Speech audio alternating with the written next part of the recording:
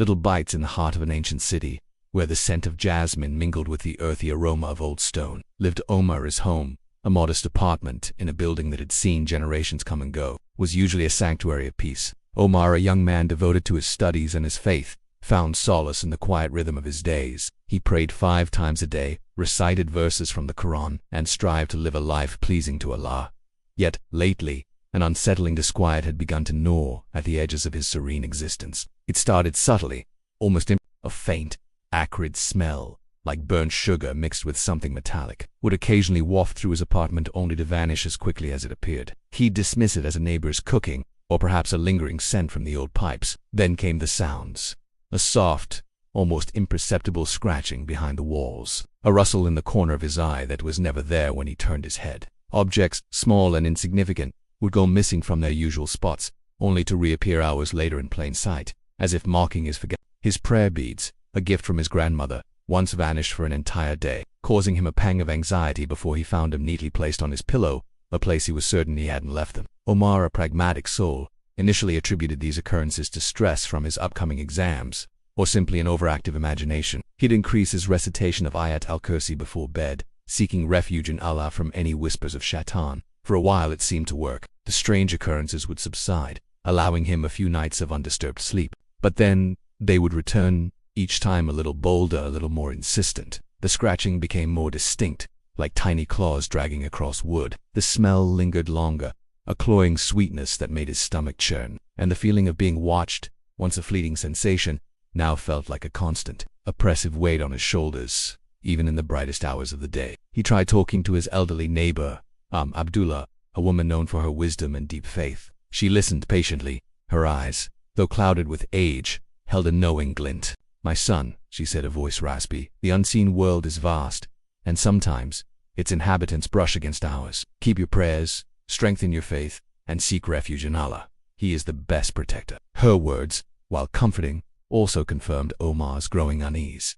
This wasn't just stress or imagination. Something else was at play. Escalation of the unsettling, the disquiet in Omar's life deepened. The subtle disturbances morphed into a relentless assault on his senses and his peace of mind. The scratching behind the walls evolved into distinct, rhythmic taps, as if something was deliberately trying to get his attention. He'd often wake in the dead of night, his heart pounding, convinced he heard his name whispered from the darkest corners of his room. A voice so faint it could have been a trick of the wind, yet so chillingly clear. The metallic sweet odor now permeated his apartment, clinging to his clothes and bedding, a constant reminder of the unseen presence. His appetite went. Food, once a simple pleasure, now tasted bland, almost like ash. He found himself constantly tired, even after a full night's sleep. His limbs heavy, his mind foggy. His concentration at university suffered, and he found it increasingly difficult to focus on his studies. A pervasive sense of anxiety became his constant companion, a cold knot in his stomach that tightened with every creak of the floorboards, every shadow that danced in his peripheral vision. He started avoiding eye contact,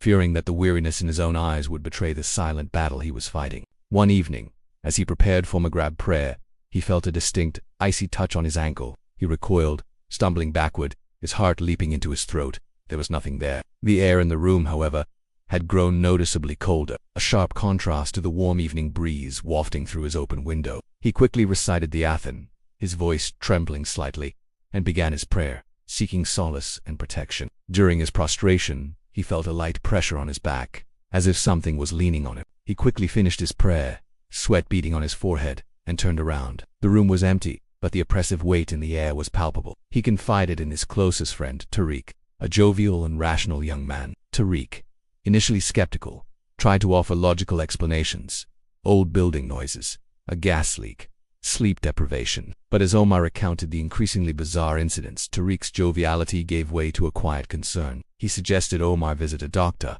perhaps even take a short break from his studies. Omar knew it was more than that. He knew, deep down, that he was dealing with something beyond the realm of the ordinary. He began to spend more time at the mosque, seeking comfort in the collective prayers and the wisdom of the Imam. A kind and learned man listened intently to Omar's plight. He advised Omar to strengthen his connection with Allah, to recite more Quran, especially Surah Al-Baqarah, and to maintain his daily supplications. He also warned him against fear, reminding him that true strength lies in unwavering faith.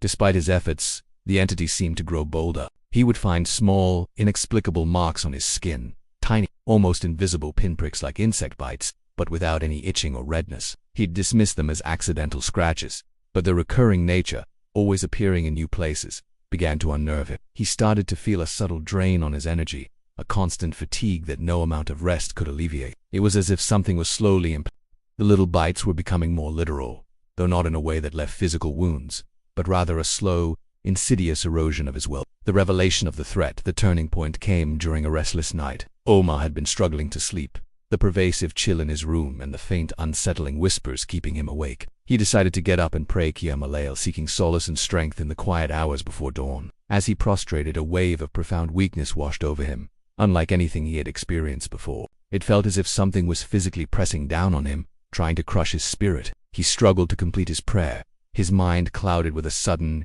inexplicable despair. When he finally managed to finish, he felt utterly drained, as if every ounce of his spiritual energy had been siphoned away. Disturbed by this intense experience, Omar decided to delve deeper. He visited a local Islamic library, a place filled with ancient texts and scholarly works. He spent hours poring over books on Islamic demonology, folklore, and spiritual ailments. He read about different types of jinn, their characteristics, and their interactions with humans. He learned about the subtle ways they could influence individuals, not always through overt possession or terrifying apparitions, but through insidious whispers, instilling doubts, fear, and despair, and even causing physical and spiritual fatigue. One particular passage caught his eye, describing a type of jinn known for its parasitic nature, feeding on human vulnerabilities. It spoke of how these entities would target individuals who neglected their spiritual duties, even in small ways, or those who harbored unresolved anxieties and fears. They wouldn't cause immediate, dramatic harm, but would instead inflict a series of little bites, small misfortunes, constant worry, a gradual erosion of blessings, and a feeling of spiritual emptiness. The description resonated deeply with Omar's recent experiences. The misplaced objects, the constant fatigue, the inexplicable marks on his skin, the growing anxiety. They were all symptoms of these subtle attacks. He also stumbled upon a chapter discussing the importance of dhikr and isti'adah as powerful shields. The text emphasized that even minor lapses in these practices could create openings for such entities. Omar reflected on his own life. While he was generally observant, he realized that in moments of stress or distraction, he sometimes rushed his prayers or neglected his morning and evening act. He also carried a hidden burden of guilt over a past mistake, a small act of disobedience that he had never fully repented for, allowing it to fester in his conscience. This, he realized with a chilling certainty, was his vulnerability, the crack in his spiritual armor that the entity had exploited.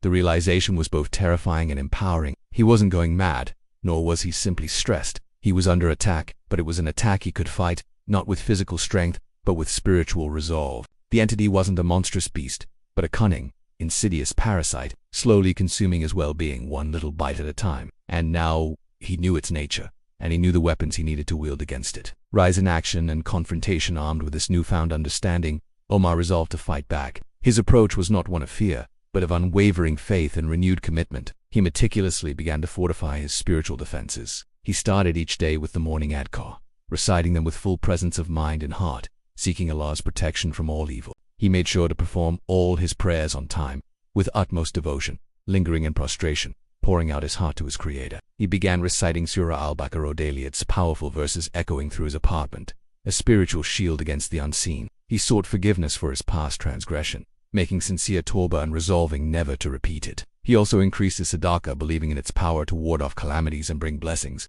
Initially, the entity seemed to resist. The subtle attacks intensified, as if in a desperate attempt to maintain its hold. The scratching became louder, more aggressive, sometimes sounding like something was trying to claw its way out of the walls. The foul odor intensified, making him gag. He would experience sudden, intense waves of despair and hopelessness, whispers in his mind telling him to give up, that his efforts were futile. During his prayers, he would feel an immense pressure, a heavy weight trying to pull him down, making it difficult to concentrate. He'd wake up drenched in sweat from nightmares, visions of shadowy figures lurking at the edge of his sight, their eyes burning with malice. One particularly harrowing night, the attacks reached their peak. Omar had just finished his Isha prayer and was reciting his evening adhkar when the lights in his apartment flickered violently, then died, plunging the room into oppressive darkness. A chilling wind swept through the closed windows, carrying with it the metallic sweet stench, now overwhelmingly potent. The scratching escalated into a frantic scratching, tearing sound, as if something was trying to rip through the very fabric of his home. He heard faint,